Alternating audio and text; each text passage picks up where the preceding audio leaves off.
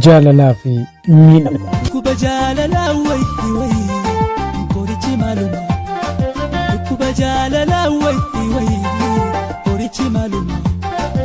Biyya lafaa kanarra yeroo baay'ee nama ati na jaallata jaalladha jettee yaaddoto hunda caalaa jaalala kee dabsee cabsee si miidha. Jaalalli dhugaan of wareeguudha. Wareegamati jaalallee keef jettee jaalala keessatti baastu jaalala keef akka kaffalaa jirtu hubadhu. Jaalalli kennaa jireenyaati. Jireenya kee keessa jaalalli hin jiru taanaan ati duwwaadha. Akka sibiilaa osoo hin taane akka sibiilaalaati. Bara itti addunyaan jibbaan dorfamte kana mana kee jaalalaan ijaarradhu. Kanaaf jaalalaan dorfami. Jireenya kee keessatti hubannaa fi ogummaa qabaadhu. Hubannaa fi ogummaan jalqaba waan hundaati. Isaanin ni jiraatta taanaan waan sitti dhufee fi waan sitti dhufuuf jiru ni hubatta. Kanaaf yoo waaqa kee kadhattu na duroomsi nan balleessin jettee kadhachuu keetiin dura hubannaa fi ogummaa naaf kenni jedhii kadhadhu. Isaan keessaa wanti dhibe hin jiru. Hamma dachee kana irra jiraattutti namatti garaa hin jabaatin. Gara jabeenyi faallaa hojii gaariiti.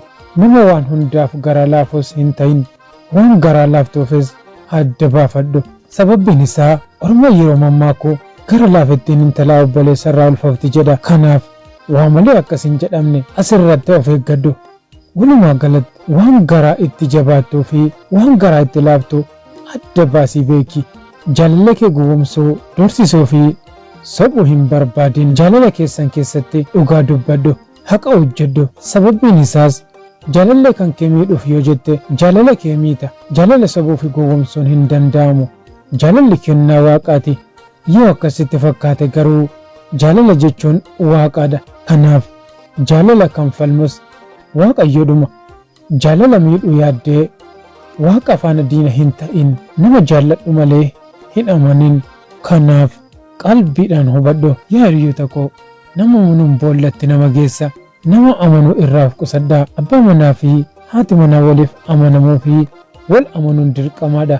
Garuu warreen kaan hamma mana tokkotti waliin galtanii foorni abbaa warraa fi haadha warraa guuttanitti jaalalleen qaba jettee onnee kee guutuu laattee fi hin amanin. Sababni isaa dhabuu waan dandeessuuf jireenya kee boriif of eeggadhu. Jireenya kee borii irraa wanti siif caalu hin jiru. Yoo har'a lubbuudhaan jiraatte bor namoota biroof daandii taata. Warri kan keenya of eeggachaa sirbaa jette jedhan mitiiree hantootni. Kanaaf waan jiraachuuf jette jaalala keessatti raawwattu hundaaf miidhamuu ni dandeessa. Garuu waan gochuuf jettu hunda keessatti of eeggannoo guddaa godhi. Jaalala keessatti miidhuus ni dandeessa. Namoonni hedduun garuu jaalala keessa miidhamni hin jiru jedhanii dubbatu. Egaan jaalallee fi miidhamni wal keessa jira. Galatooma.